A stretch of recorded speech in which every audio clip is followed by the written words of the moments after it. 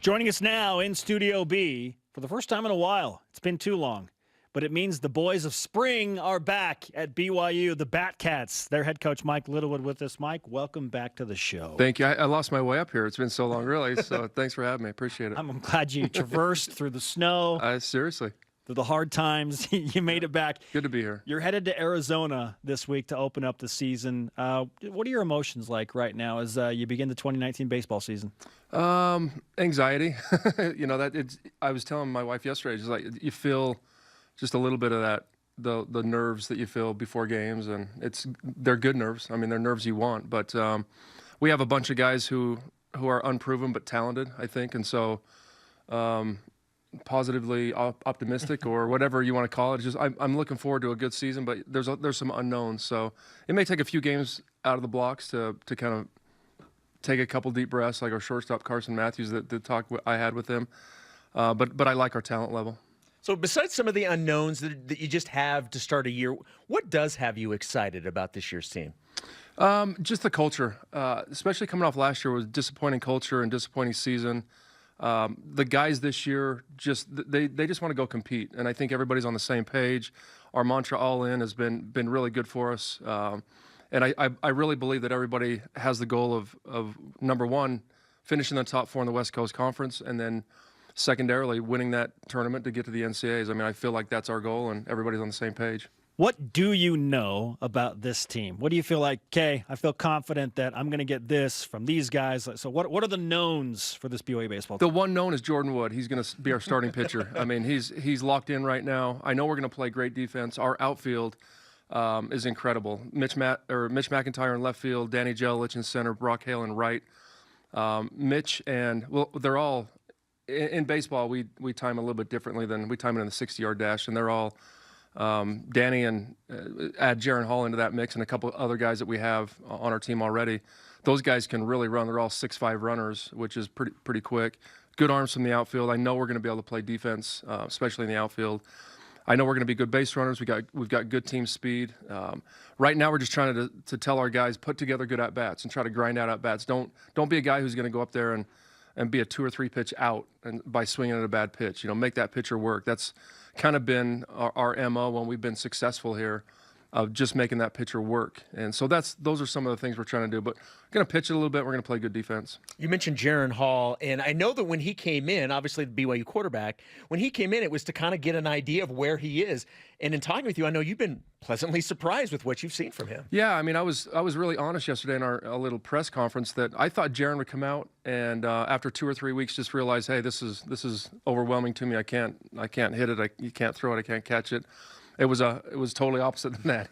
He was really impressive. I mean, for not playing for 3 years and then coming in at this level and facing our guys that should be able to get college hitters out, he's done a nice job. There's some rust there, but the tools are clearly there. I mean, I think if he concentrated on baseball, he could be a pro guy, no doubt. He's got those kind of tools. So for us, I mean, we know football's first.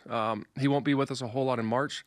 Kalani's been great to work with as far as just letting him come over when he can, and so just in the limited time, I mean, he's proven that he can be a guy for us.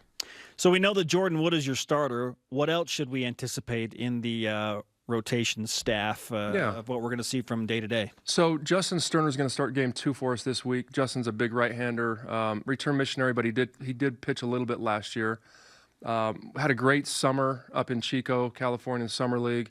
He's a guy that's going to sit 90, 92, maybe 93. He's got a good hard riding fastball. Secondary stuff has some work, but it's workable enough to – guys just can't score up his fastball because we talk about spin rate nowadays, and it just stays elevated for a longer time than hitters expect, and so they don't put good swings on it. One interesting thing we're doing is last year Drew Zimmerman was a freshman All-American closer for us. And as a closer, he would sit at 92, 94, and he'd kind of throw it by some people, and he'd be able to miss with his fastball down the middle because he had that extra velocity. We're trying to convert him to a starter. He'll start game 3 for us, but being a starter, your velocity is going to drop just a little bit because you have to sustain that over 80 to 100 pitches instead of 20.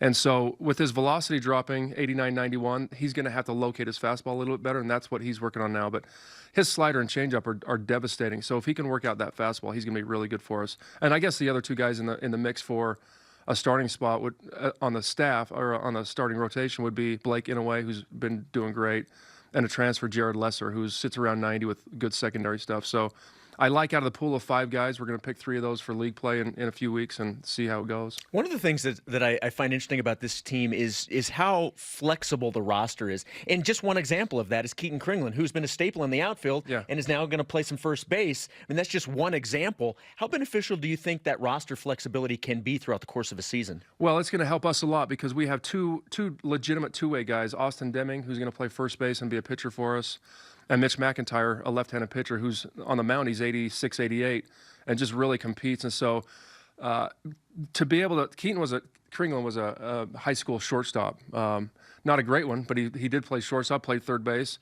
But he can be a great first baseman. He's got defensive skills. So him and Deming and Brian Sewell will kind of share those spots. But to be able to bring Mitch in from left field, throw him a couple innings, move him back there, or if I have to take him out of the game, put Jaren Hall in, put Ryan Sapedi in, or put one of our guys there, or put Keaton in there, depending on right-left matchups. It's really, like you said, it gives me some flexibility where we're not just stuck. Oh, we're facing a left-hander today, so we're going our 5 left-handers in the lineup are going to get out. I mean, we can put some right-handers in there and kind of work it that way. Coach, you get a significant challenge with Northwestern this week to open up the season in Mesa. Let's give you some BYU Sports Nation karma. I'll take it. I'll take it. Anything we can get. And I know that you have looked at every single preseason release in collegiate baseball newspapers, and so we won't bother with preseason projections. Spencer. You don't know me at all. I will say this: the last time you were picked to finish 6th in conference, things went pretty well. That's what I'm saying. It worked out. Yes, went pretty well. Yeah. We'll leave it at that. Coach, appreciate it. Thanks, Mike. Yeah, thanks, guys.